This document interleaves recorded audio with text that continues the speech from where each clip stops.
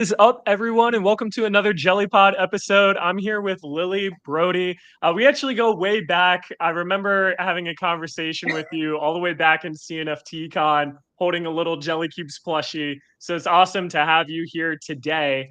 For those that don't know, Lily is a top tier content creator. She covers a lot of stuff on Cardano, has a really great personality, and just makes great content in general. She also has Cattle Daddy Media. They do a lot of different marketing stuff. They got approved for Catalyst, I think, on the last round. And now she's been kind of going around making different videos about Cardano, decentralization, Cardano girls, all of this sort of stuff. So super happy to have you on, Lily. I like to start these off with, what is your Web3 journey been like? Like, how did you get into crypto to now sort of making, content about Cardano? It's great to be here. Hi, Jason. I was really looking forward to this, and I'm absolutely wired. I've got my iced coffee, so it's 10 p.m. here, and I'm ready to go. So basically, how I got into crypto and Cardano. So it was during lockdown. I was bored at home, just like most people, and I was experimenting with digital art. I was like drawing on my iPad with Procreate.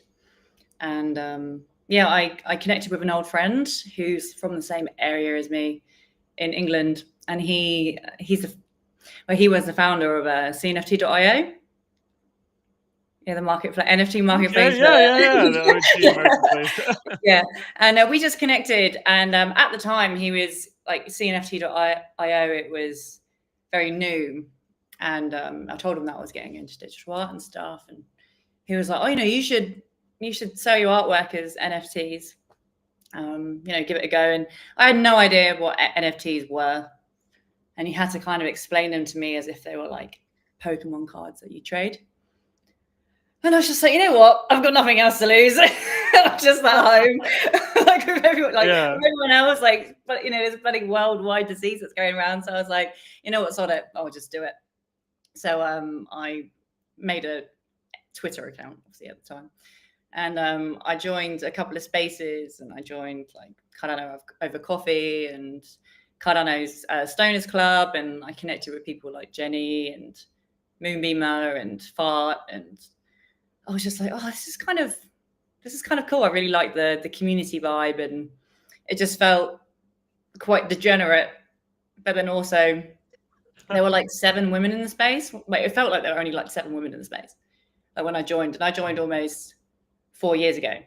So it was like, there's barely any women in the space. But anyway, I'm diverting. But yeah, I just like the community really drew me in, and I was just like, oh, I quite like this. Started selling my artwork as NFTs, and then I just ended up just logging on every day. And yeah, here I am. And here you are. Now, I'm kind of curious. So I remember in the beginning, you did have NFTs, right? What was it, like Art of Women or something like that? What was the name of it? Basically, my artwork was just about women just owning their sexuality and just like not being afraid to express themselves. And I think for me, like, it was my way of expressing myself with the artwork. And I feel like there's a lot of stigma around a women who, like, if they wear a bikini or they wear a skirt that's a little bit too short, there's always someone has to like say something against them, and they just naturally get that stigma. And I just don't really think it's right. I think people should express themselves the way that they want to. And so my artwork was very much representative of that. That's awesome. And like, when I know you said during COVID, you started making more art and messing around with that and got into NFTs through that. Were you always making art, and were you someone that was making content as well? Or like, how did that whole transition happen? Yeah, I'm curious how that transition happened. Yeah. So one thing that I would say about myself is that I love having a laugh. Most of the time, I'm never really serious. I have quite a silly, dry sense of humor sometimes. I also think that's like to do with just where I'm from, like just being from England, and the banter culture here is very big. So one thing that I really love doing is having a laugh and just not taking things really too seriously. And yeah, obviously, as I was like connecting with more people and like more women, like especially cross chain, I was like joining a lot of like cross chain, like women's spaces. I kept going to this one space called Amplify Women. And then I ended up like hosting that with this one of my friends in the space called MJ. And then we were just like chatting about like just stupid shit that was like going on in the space. And we were talking about like influencers, like launching NFT projects and stuff. And I just thought it was actually quite funny because like back in the day, do you remember when like it would always be like an influencer and they'd be like, oh, I'm launching this NFT project, and they show you the roadmap, right? Yeah, they show you the roadmap, and you're like, all right, mate, I'll just click onto the roadmap, and you just see what the like the steps are. And it was always so vague. Everyone loved like a little bit of vague, didn't they? It was always so vague to like build that FOMO. So like there was one roadmap that I found, and I found it absolutely hilarious. I won't call out the project, but anyway, the roadmap was like step 1, launch the Twitter. Step 2, launch the Discord. Step 3, like launch the NFTs. And I'm just like reading this bloody roadmap, and I'm just like, there's not even a step. Like, like step 1, like launch the Twitter. I'm like, wow, like it's like I can do all this shit in 3 minutes, basically. Yeah. Exactly. Like it was just really laughable. And I was like, is anyone else reading this? You know what I mean? And anyway, so I saw this roadmap and I was like, I'm gonna create a video for a laugh, just like taking the piss out of these roadmaps, because it seems to be the in thing about influencers, like, creating this really vague roadmaps to build FOMO, and then everyone just buys. So I created this video and I recorded it on my shitty little iPhone at the time. I had like no mic, and I just like did it for a laugh. And it got a really good response. And I was like, oh, okay, like people quite like my videos. I'm gonna do some more. So I did some more, and I still have my crappy little iPhone. And yeah, people started to like more and more of my videos, and I just thought, okay, like, I'm gonna keep doing this. And I think that was kind of like my aha moment as well, that made me realize that the community needs this kind of content. Like Cardano needs this kind of content that's quite light-hearted, it's short form, and it resonates with people. So I think that's why I started doing that. And yeah, that's basically how I got into doing content. And one of the biggest pieces of content was like the Cardano girls. And like you still have that video pinned on your X. It has over 2 million views. I mean, like, how did that come about? Like, was this something that you kind of orchestrated, or you got invited to make this video, or what was the whole Cardano girls thing? Yeah, we just kind of did it for a laugh, really. So we have this, like, I've got a little group chat on X with my friends in the space, and we chat in there all day, about all sorts of stuff. Anyway, there was one video that was going around called "We're Crypto Girls," and I had like a couple of girls in there from like Solana and Ethereum, and I watched it and I was just like, you know what, we should do a Cardano Girls version. Like, we'll just do it for a laugh.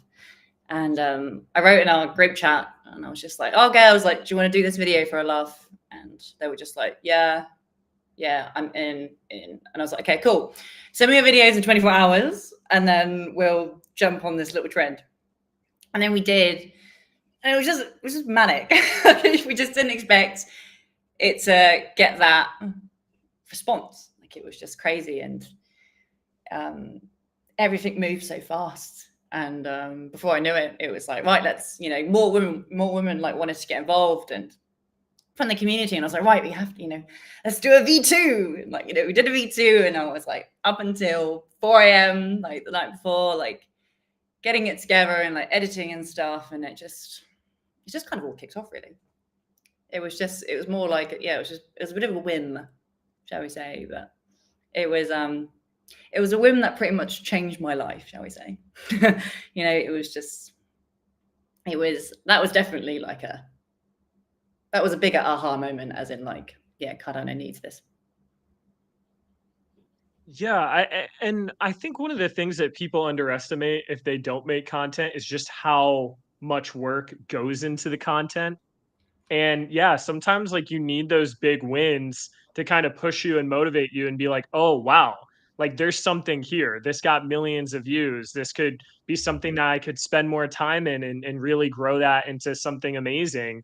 And I completely agree. And I actually wanted to ask you this question as well when it came to Cardano.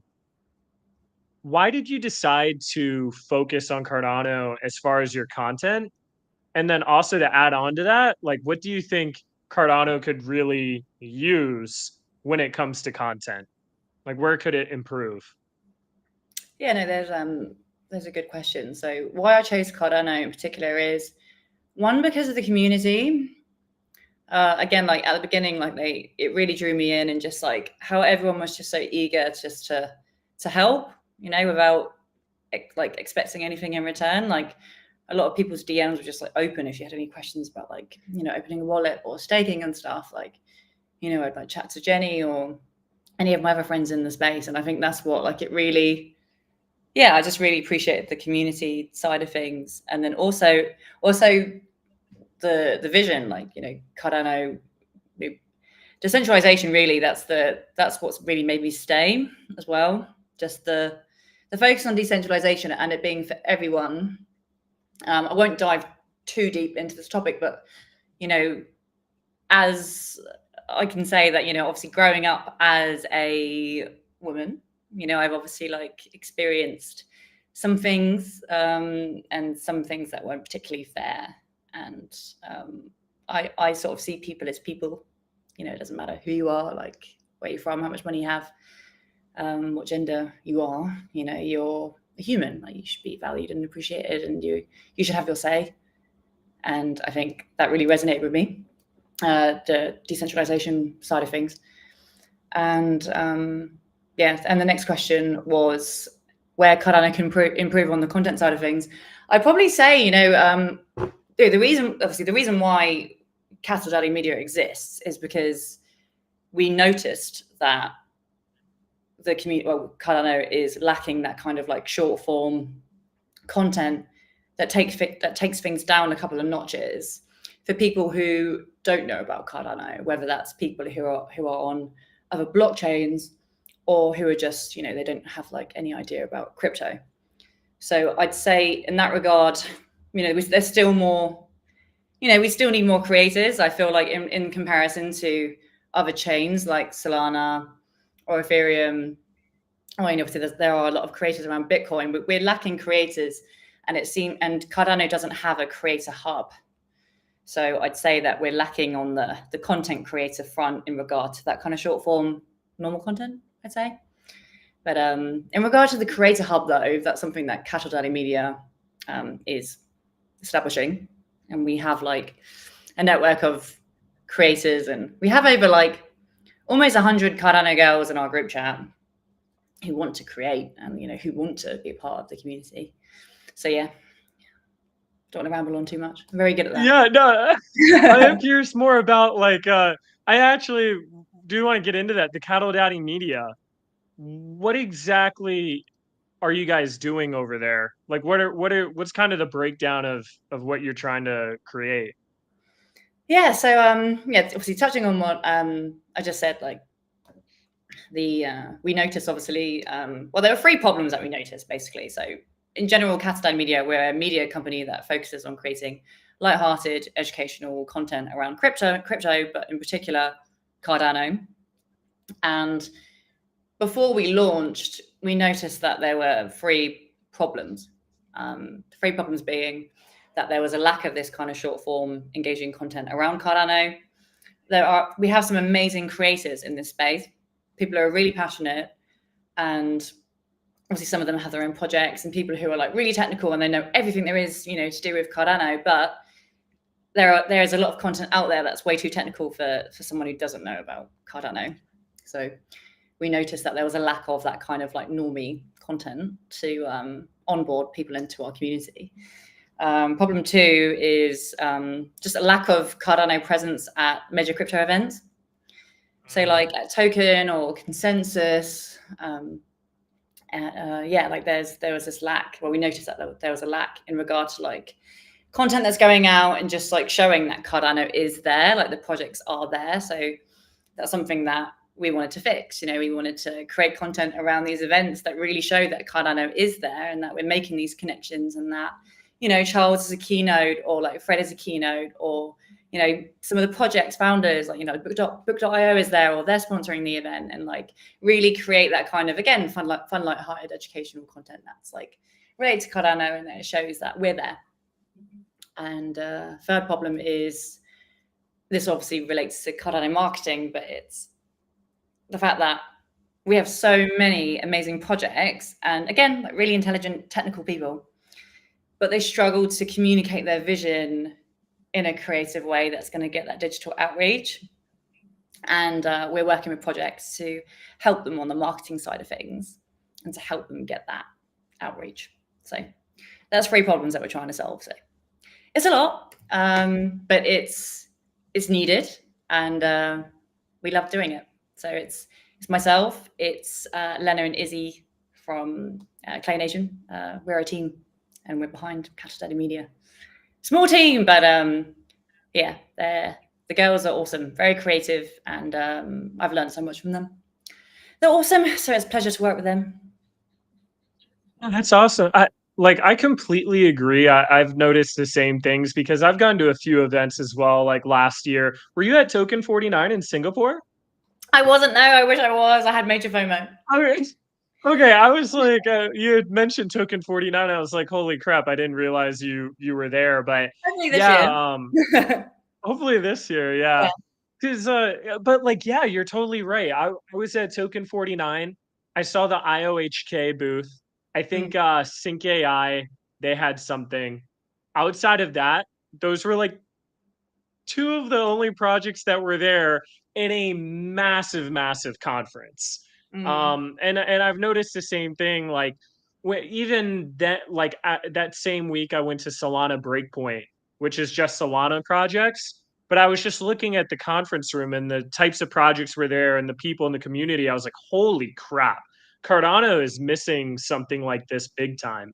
And I remember, like, I've gone to a couple Cardano events, like mostly on the NFT side, like when it was CNFTCon, and then NFLV and stuff like that. But there, but I completely agree. There's a huge lack of content creators, and there is a huge lack of projects actually going to these different events and being represented.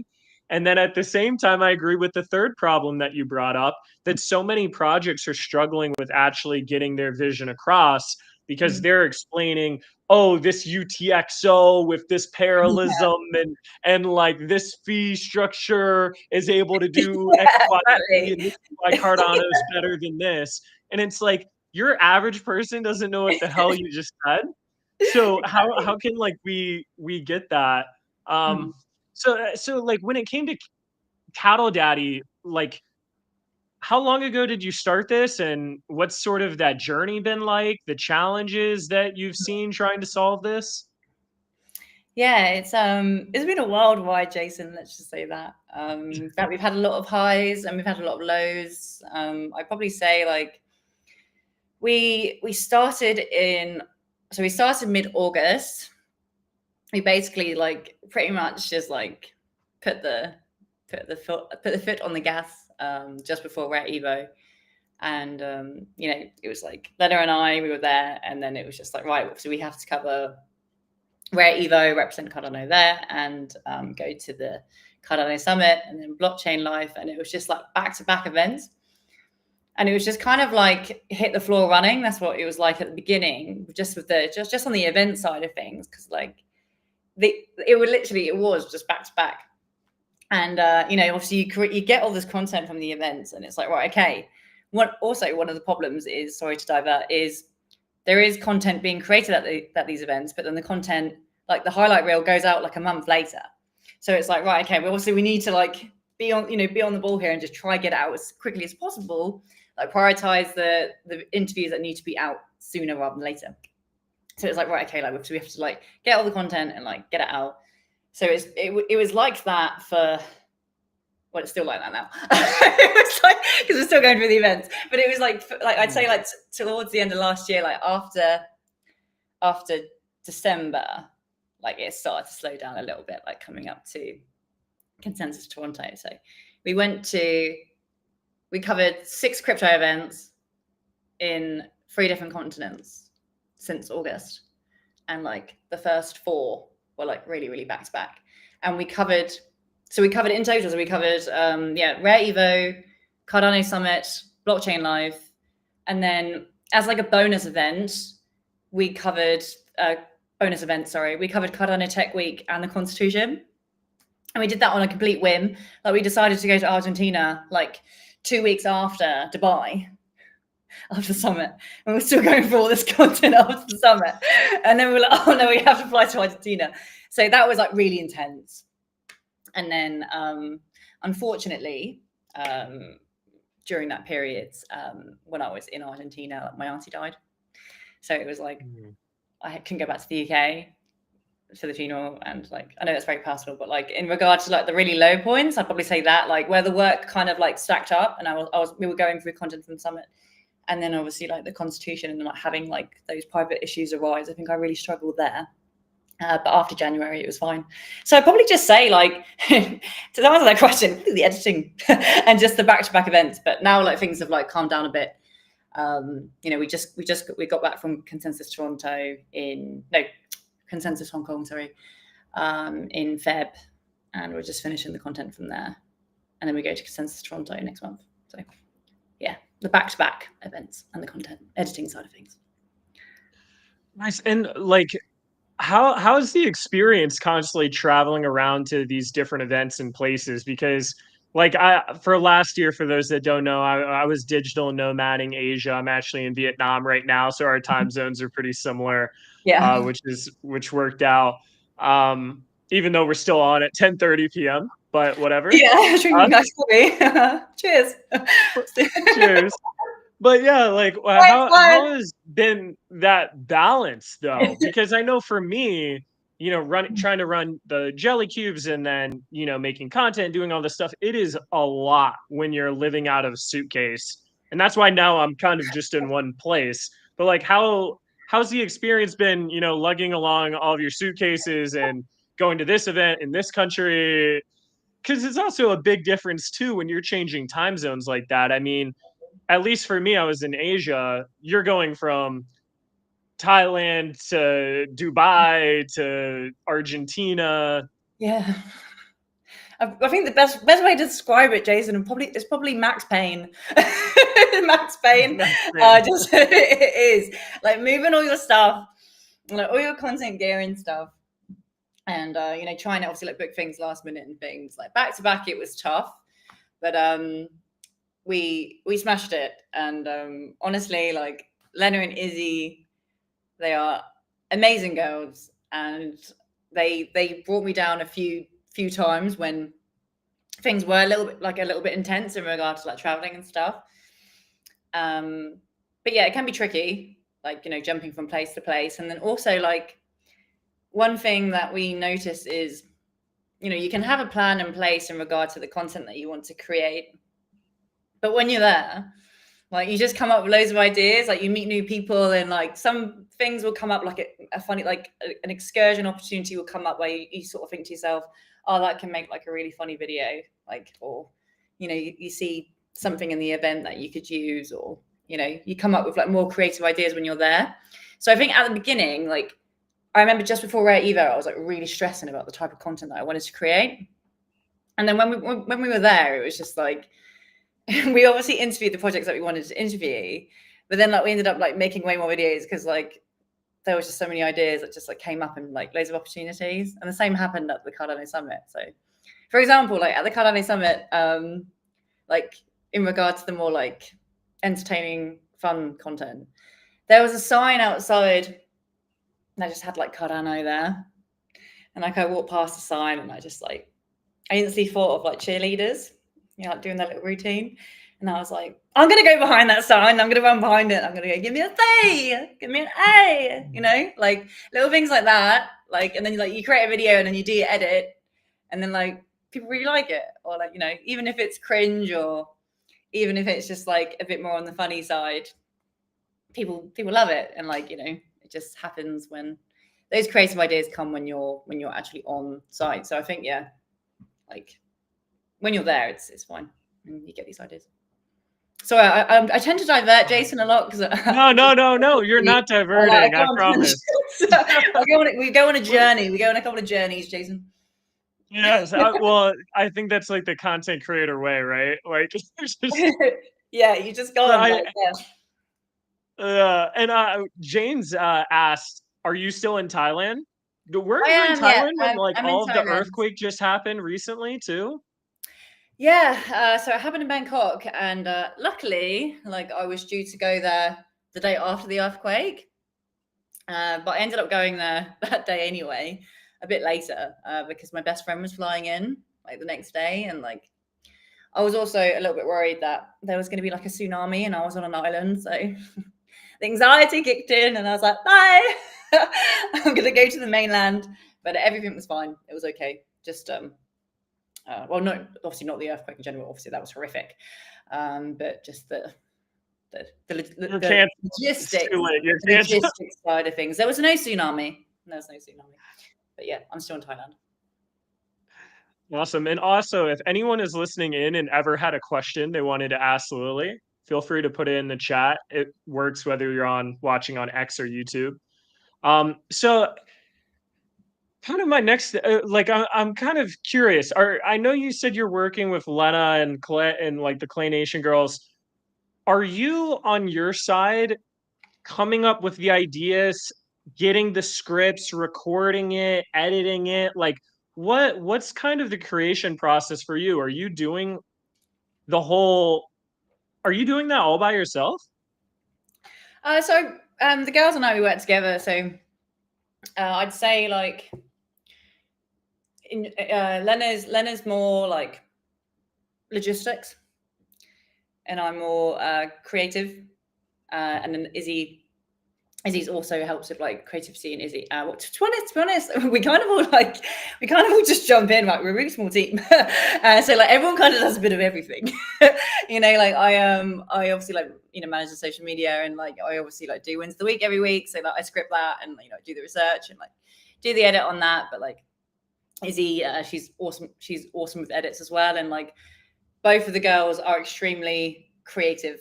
So when it comes to like coming up with concepts, they'll also share some ideas. So like, for example, when we went to Consensus Hong Kong, again, like, and this also kind of touches on like coming up with ideas on the go, but we were at Consensus Hong Kong, and we just finished interviewing someone, and then we went out of the convention hall, and Lena, like, we also had an iPad with us at the time as well, because we were using this for like to prep the interview questions and stuff. So we came out of the convention hall and we had the iPads, and Lena was like, "Lily, stand over there," and she like pointed to the escalator, and she's like, "I think you should stand over there and like have a sign that says like Ada holds us this way." Because everyone was leaving the convention hall at the same time, so they're all going down this one escalator. And I just said to her, I was like, "That's hilarious! Like, let's do it." So then we just like kind of rolled with it, and it ended up being a really great video. But yeah, we all kind of like jump in regard to like the creative side of things. Like Izzy like supports me with the edits and things, but like yeah, everyone kind of like jumps in where needed. Really small team, awesome, but we're a great team. That's awesome too. So are they traveling with you at all right now, or is it mostly like just meeting up for events? Yeah, that's it. Just meeting up for events, really. So Lena and Izzy, they're based in Europe, and I'm obviously on the other side of the pond. But yeah, we connect at crypto events. Hopefully, I'll go visit them soon when I go back to Europe. Sweet. And one question I had too about the Cattle Daddy Media, you said that you have a group chat of 100 different girls that sort of want to make content in the space. What sort of advice do you have for people that are looking to make content? What do you think has made you a successful content creator? And now, if a girl or anyone is interested in making content, how are you planning on helping them? And, what sort of advice do you have to people in general? That's a good question. I'd probably just say, just be yourself. Like, unapologetically, just be yourself. Have your own style. have your own quirks. Look out for things that people aren't doing, and if it resonates with you, just do it. And don't be afraid. I mean, whatever type of content you put out, there's always going to be someone who has something to say about it. And if you back yourself and you're like, well, this is me and this is something that I believe in and this is a style that I enjoy, or this is my concept and I believe in this concept, just go with it. Like, back yourself and don't be afraid to be yourself. Because again, like, if someone chirps up and they say, oh, I don't like the way you do this, and you're like, well, it's me, so can't really change that. Like, so just keep being yourself, have your own style, be unique. And yeah, that's probably what I have to say. That's something that's really helped me, I guess. I feel like even before Cut On Girls happened, I was just like, I was like bopping online every day, and I was just like, sharing my quirky ideas and some of my weird posts and my funny videos. If I found something funny, even if it was like really traditional British humor that that would normally resonate with an American audience, I would put out anyway. And they, they'd enjoy it and they'd be like, oh, look, this is actually kind of funny because it's different. And it's something that's really helped me. Don't be afraid to be different. That's what really helps, actually. You brought up an interesting point there about, something that might be funny in British humor, but you're like, maybe Americans don't understand that. I think that's a really interesting point in crypto in general, is we're talking to global audiences. So when you're making content, there are some times where you might be thinking, oh, wow, maybe this doesn't like translate to other cultures or places as normal, but your whole kind of opinion is screw it. Like, just post it Yeah. anyways. This is who you are. So you don't really take, so when it comes to you creating content, you're not really taking, are you the type of person taking a pretty methodical approach where I'm like, I've got to post at these times and this is exactly what I'm posting, and oh, I've got to do this, or this? Or are you more just like sort of free balling it and, oh, here's a content idea, let me record this real quick and post it?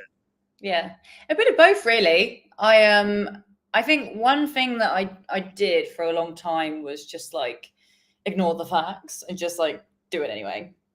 Which sometimes it really works, but sometimes it really doesn't. But so you need obviously data to support you. You need to look back on the previous work that you've done. Like if you've done, I don't know, let's say if you did like a highlight video in a certain style for a while and it wasn't getting much traction, but like you still continue to do it anyway. You have to kind of stop yourself and be like, well, this is not working. You have to stop. like you have to look at the data to help guide you and to like making the right steps. So yes, look at data, but then also look at what other people aren't doing, and if you think it's a good idea, do it. And also a little bit of winging it, I guess, as well, in regard to like the kind of content. That's what I do, a bit of both. I look at the data, and then if I think of an idea and I think, oh, that would be an absolute banger, I'll just go with it. But there's been a few times where I have looked at the data and it's told me, okay, like you should post at 9 p.m. on a Wednesday. It's the best time to post. And then like I'll have like a strong caption, and it'll be like in my head, I'm like, oh, this is banger. And then you post it, and you're like, it's just like, like it completely deflates, and you're just like, oh, you feel like you've been lied to. But that's just social media at the end of the day. You gotta be afraid. Don't be afraid to take the L's. Even if you do everything right on paper. Yeah, and what sort of advice do you have to people that are trying to build an audience right now? I know you said sort of be yourself, but is there any other things? I know you just mentioned looking at the data. Is there anything in specific you look for? Like, walk me through the process, because it is relatively difficult, especially in crypto, just because it's such an attention economy. Yeah. And there's so much noise and distraction and constant flooding of stuff on posts. So yeah, I'd probably say, so like, what was the question again? Sorry, it was any advice for like creators who want to create just like yeah, like they want to create some content now, or they already have a small audience but they're trying to expand their audience more. I guess just more alpha on like growing Yeah. their content? Yeah, I'd probably say like, oh, this is gonna sound so cringe because everyone says this, but you got to be consistent. Like you have to be consistent. Like, you know, don't just disappear for like a couple of weeks because you just fall off the radar completely. And try your very, very, very, very, very best to put out whatever content you've committed to do. So let's say if you're like, you said, you've made a plan to do like 2 videos a week, like make sure you stick to those 2 videos a week. And if you don't, like, okay, you might have fallen off the wagon like for a week, but get back on the wagon the next week. Like keep at it. Like I think there's been a couple of times where I've missed wins of the week and I feel like really bad because like maybe I was like at an event and I can like I can do it, but like I get back on the wagon the next week because if I've missed 2 wins of the week in a row, it's like, well, it's starting to become people are forgetting about it because again, like you said, Jason, like everyone's trying to get your attention and this space moves really fast. So like 2 weeks, it's like it feels like 6 months in crypto. So like you just have to like stay consistent in that regard. And then also, yeah, like people who want to obviously create now, like obviously like Solana is the king in regard to like retail, and it's the trendiest chain right now. Well, if we're not looking at Bitcoin. So I'd say like, and obviously there are a lot of content creators on like Solana. So, like, don't be afraid to talk about other chains. Like, it's actually probably a prime opportunity to talk about like other chains, like talk about Abstract, Algorand, Cardano, particularly Cardano. But yeah, like don't be afraid to like talk about other chains because like at the end of the day, we're heading in that direction. Like we're heading in the direction of like, obviously like Cardano becoming the DeFi layer for Bitcoin, and like Cardano is moving in that direction. Like we are moving in that direction slowly. Like the tone's changing from content creators, like Alex Becker talking about Cardano and stuff. So yeah, don't be afraid to talk about other chains. Don't just stick to the mainstream chain because it's going to help you later on. It's going to help you later on, isn't it? Like if like let's say like, sorry, I'm going on a tangent now, but like let's say if there was like 2 people talking about Abstract, and like you were the third creator to talk about Abstract, and like you did it in like a really cool style, like you're gonna pop off. Like as soon as Abstract like really gets more adoption, you're gonna pop off because everyone's gonna go to you because they'll think, oh, like she's the expert or he's the expert. Like they're the OG creator, That's my alpha. And have you thought about making content on other chains, or are you pretty much like, hey, I'm making Cardano content, it works, I've made a name for myself? I feel like one of the tough things is okay, let's say you're making a lot of content about Cardano, but now you start making some posts about Abstract, but now your Abstract posts are going to Cardano people that don't care about Abstract per se. Yeah. So then it's like, so I guess the big question is, have you thought about making content in other chains? And if you were to do that, like what's sort of the advice that you would have with that, or you don't know because you haven't done it too much yet?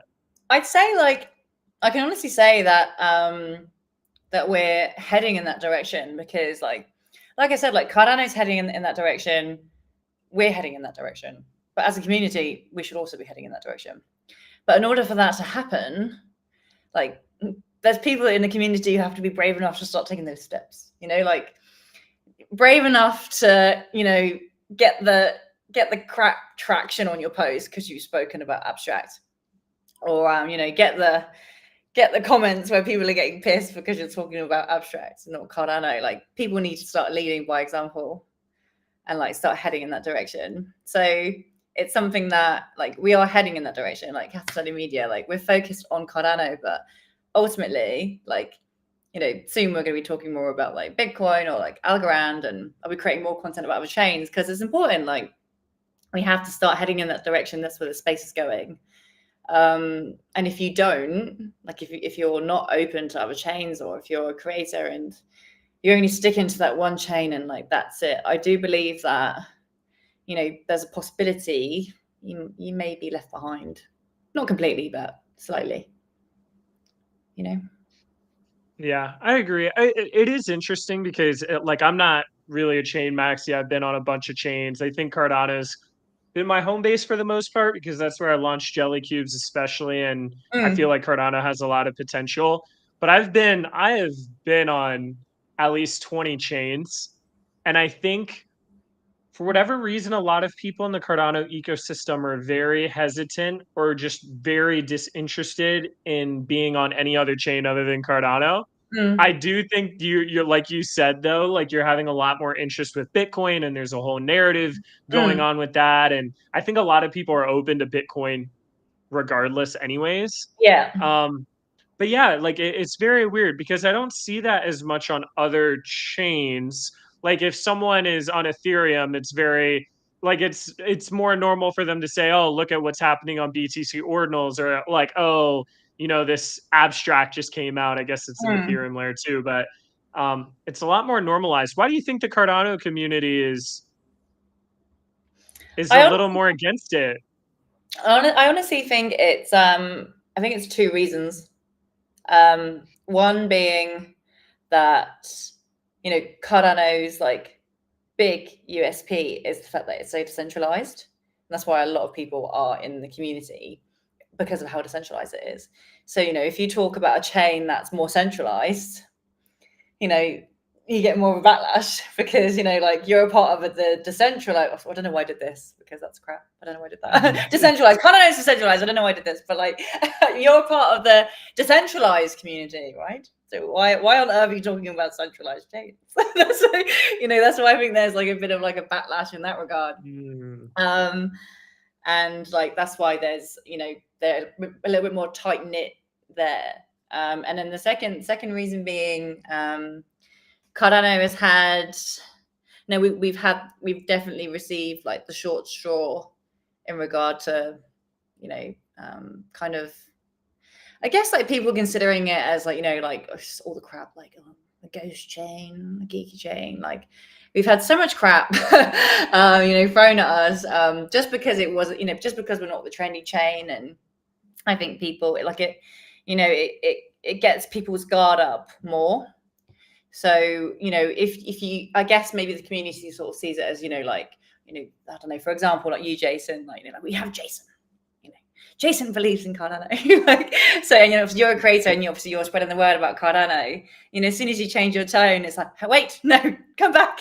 Like we need you, to fight against these people who are, pushing back and saying Cardano is, a geeky chain, it's this and that. So I think that's maybe where it stems from. Just kind of that stigma against Cardano, but then also the decentralization element of it, where like, we're together because we believe in this vision. We believe in a decentralized future. So if community members are going to chains that are more centralized, it's like, hang on a minute, I am curious about that too. Like, what's your take on projects doing that? Because like Cornucopias, they had, gone on base, World Mobile Token, they're making their own chain now. Yeah.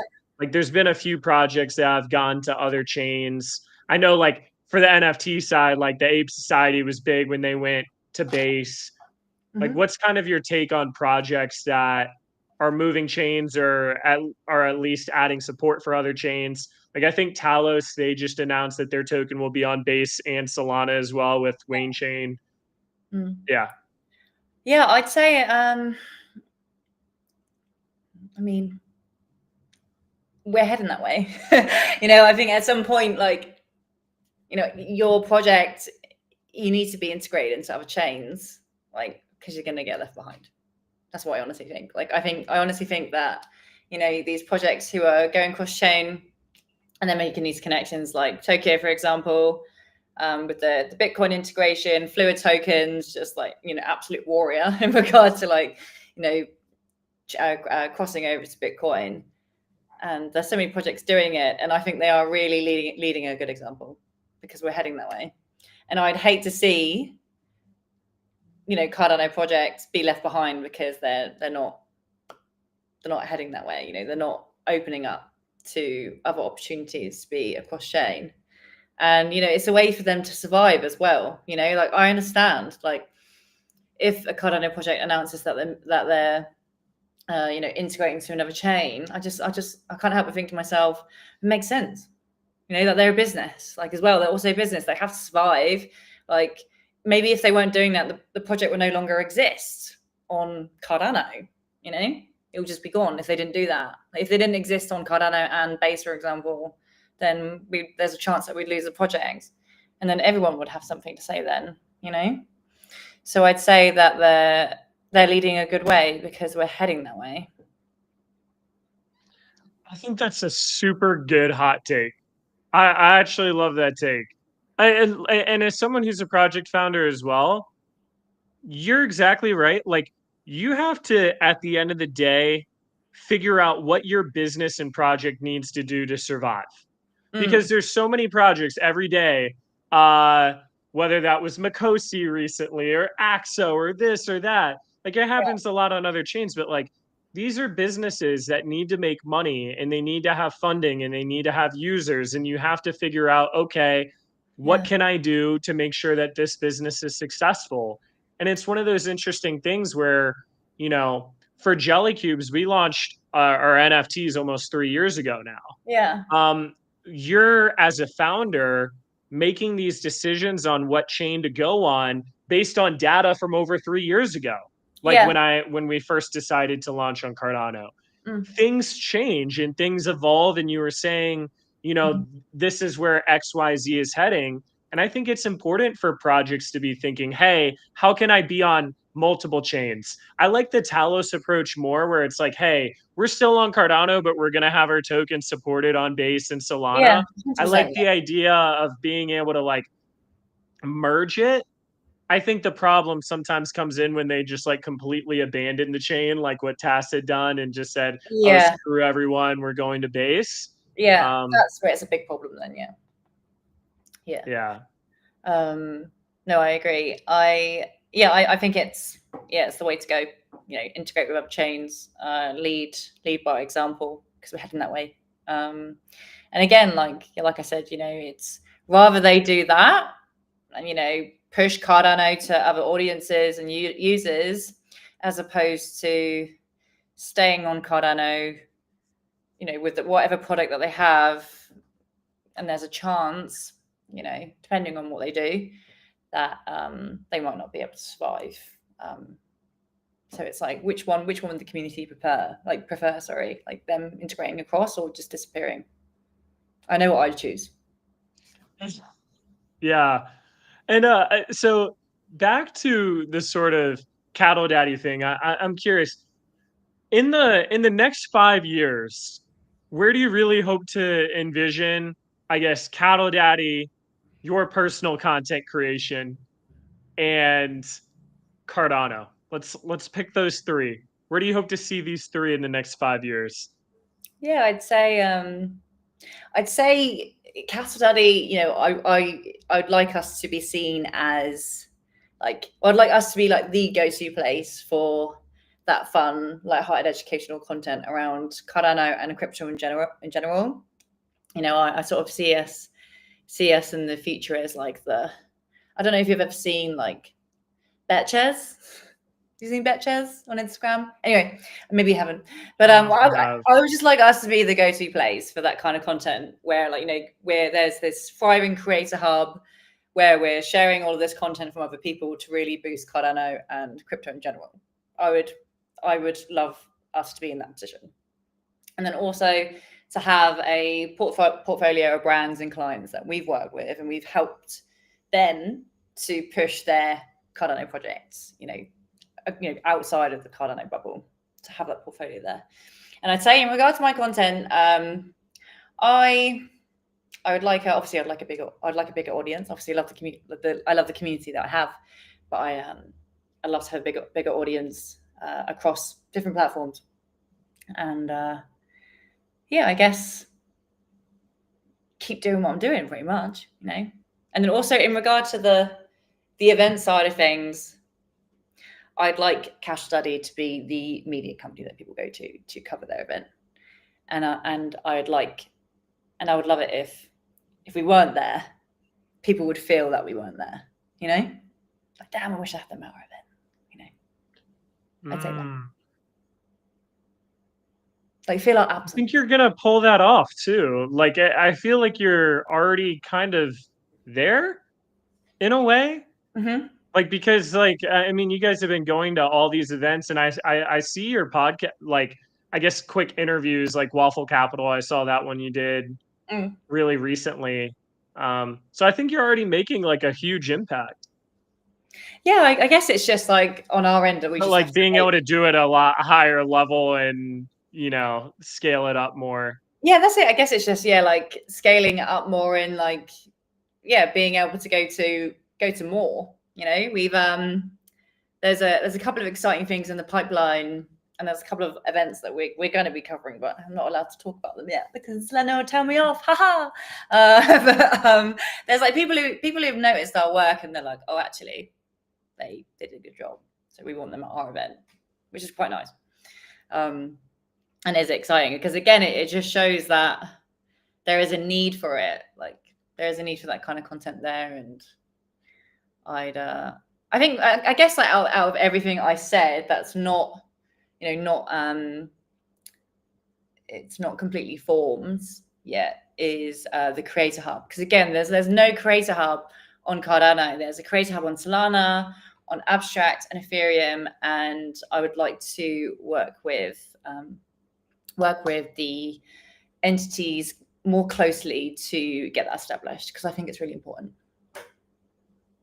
Love it. No, I've noticed the same issue with the creator hub as well. Like, I've talked to our team about it too, where you have some, like, I don't know if you know Reach Network, Mm. or like Bricktopians, or like some of these guys with Alex's building. There's a few different agency content creator type hubs that are able to sort of middleman deals between projects and like the brands and projects, as well as creators, and Yeah. have a lot of money making opportunities for them. Because it's one of those things, like, we've noticed too, in order to get more creators on Cardano, it's like on other chains, creators make a lot more money than creators on Cardano. Like, if you're creating on Cardano, there aren't that many opportunities or like sort of frameworks for you to be Mhm. monetized as a creator. Mhm. Whereas I feel like on other chains, there's big money that's constantly thrown around to different people that are willing to create content, and Mm. especially even for smaller followings. Like, I've seen like Reach Network, sometimes they'll get deals where it's like, if your post on X gets at least 1,000 impressions, you'll get $150. Mm. And then it's like, if it gets 3,000 impressions, you'll get $400. And it's Yeah. like, someone can come in, make a tweet with not even that big of a following, get 3,000 impressions, and make $400. Mm. And on Cardano, you just don't have really anything like that.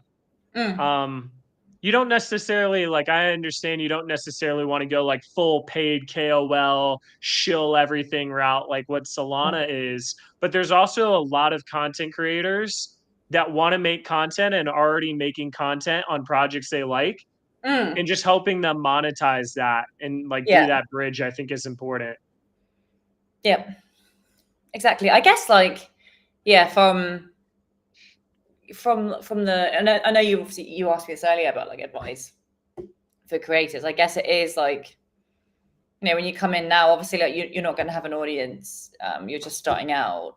So I guess it is like you have to be you have to kind of start creating on your own with no expectations at the beginning. Like don't come in and expect to make that kind of money first thing. You kind of have to start talking about content, like projects in general and the ecosystem before you make this kind of deals. At the beginning, when you're creating, you just like you show up every day and you don't really kind of don't really know what you're doing, but you just create videos, right? And then eventually, like you'll get to that position where, yeah, like you can jump on Reach and take one of those deals and like do a bit more, and yeah. I guess it depends on your style, really. I'm obviously like a creator, and I obviously like create around Cardano, and I'm passionate about Cardano and I enjoy it. But there's also an element of that, and yourself, Jason, that you've got to be careful with who you're working with, because not everyone has good intentions, and then if you create a video around one of those projects, you get the backlash for it. Got to be careful. 100%. Yeah, gotta be careful. And I feel like up until this point, touch wood, I've been pretty good on that front. I've kept my side of the grass clean, sort of been really doing my research on the projects that I'm working with and kind of going with my gut instinct. But then saying that again, sometimes you can't always tell, and you just have to accept it the way the market goes. 100%. But Lily, it's been an hour. This has been an awesome conversation. I can't believe it's been an hour already. I know it's just flown by. We chatting away, Jason. Yeah. Yeah, we chatting Well, away. no, I told you. I told you before we started this. I was like, every time I have creators on, it always goes super fast because it's like there's so much to talk about. Yeah, away. I guess before wrapping this up though, like anything exciting coming up for you? I know like you're in Thailand still traveling around, like anything exciting coming up? Whether that's going somewhere new or something coming up with your business? I'd say it's a couple of things. Nice. So we're obviously covering Consensus Toronto, so we'll be there representing Cardano there. We've got a couple of Cardano Gal movements coming up, which I'm really looking forward to. Very excited to create with the girls again, and a couple of other things, but I'm not allowed to say because Elena, not because Elena, like Lena's fab, but like He's the one that'll give you the backlash for it. Yeah. We've got a couple of exciting things coming up. We're working with a few projects at the moment to give them support, which is really great. And yeah, I'd say if you're a project or you're someone who needs a bit of marketing support and a bit of guidance on that side, feel free to reach out to me. Or like the content side of things as well. If you need any help, feel free to reach out to It's Castle Daddy Media. It's Castle Daddy, our handle, but we're Castle Daddy Media. And if you enjoy our content, make sure to give us a follow or a little share. Every little helps. Yeah. Well, check Lily out, guys. She's great. One of the real content creators. I feel like you said you've never really. Thank you, Jason. That means a lot. Yeah, and I respect the grind, like all those videos and editing, and I don't like. That's why I was like, I do not know how you're doing this while traveling. It could be a lot. A lot of edits, Jason. A lot of late nights. I had a late night actually on Saturday. Something came up and I ended up posting Wins of the Week a bit later. And this is disgusting to say this, but I was up until 6 a.m. editing. 6 a.m. So it was a lot of late nights. That's how I'm doing it, Jason. I don't sleep. It's putting him in the trenches sometimes. Yeah, well, especially when you're like in Asia and the time zone is so jacked up. I mean, you have to like hop on. Like sometimes you're up till 2 a.m., 3 a.m. Like last night I was up till 3 a.m. Your sleep schedule gets all jacked up, but it is what it is. You're doing a brilliant job, Jason, as well. I really appreciate the fact that you're doing these interviews and like you're highlighting everyone, and you're very relatable, and you've got great energy about you. And you're also killing it. Hopefully, I see you in Vietnam. I'll probably pop over to Vietnam and say hi. Yeah, I'm close enough. So. Yeah, the Builder Fest is next month. Mm-hmm. Or is it this month? I don't even know this anymore. Month. Yeah, I know the day is the other day. It's just blending. Yeah, Jason. Yeah, I know that there's a few like projects like it's funny. I didn't even know about this event until Perito from MinSwap messaged me and was like, "You're in Da Nang, Vietnam, right?" I was like, "Yeah." He's like, "Are you going to the Builder Fest event?" Yeah. I look it up. The hotel is a 3-minute drive away from me. Like I can walk to the hotel. Yeah. Well, like they filled up all their spots, so like I emailed them. I was like, "All right, you got to get me in here." Oh yeah, 100%, it would literally be such a shame. Sneak in. Yeah. Just sneak in. Yes, just sneak in. Just walk in. Walk in with confidence. Just walk in with confidence and look like you should be there. This has worked in my favor. I need to get the vest. get the vest with the ladder, and I'll be able to get in. Just carry a Yeah. ladder, orange vest. Yeah, exactly. Look like you should be there and just walk Yeah. past. And if you get stopped, so excuse me, I'm wearing the vest. Yeah, do it with confidence. Excuse me. I know the Cardano girls. Yeah, excuse Uh, me. Yeah, I'm here with the guy. Yeah, exactly. That's worked in my favor. My best friend taught me that rule, just to walk in with confidence. It's helped me to get into many swimming pools and hotels in Thailand. Just walk straight through. Don't even look at the receptionist in the eye. Just walk in and you use that pool. And I went there. Well, thank you guys for so much for tuning in live. Whoever tuned in, thank you, Lily, once again. Best of luck with everything with Cattle Daddy, Thank you, Jason. and It's been a pleasure. we'll see you